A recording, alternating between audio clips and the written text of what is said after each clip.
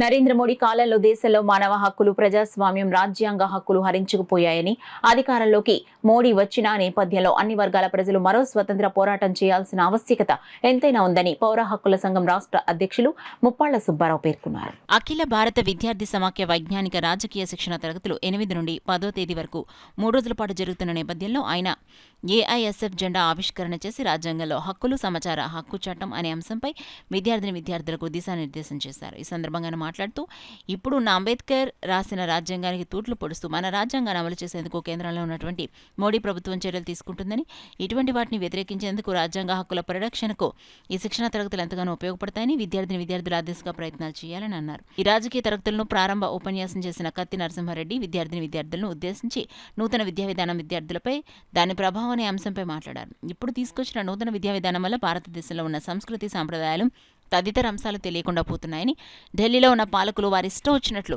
నూతన విద్యా విధానాన్ని అమలు చేసేందుకు చర్యలు చేపడుతున్నారని, దీనిలో భాగంగానే నీట్ పరీక్షల్లో ఫస్ట్ ర్యాంక్ సాధించిన విద్యార్థులు సైతం సరైన అవగాహన లేకుండా ఉన్నారన్నారు.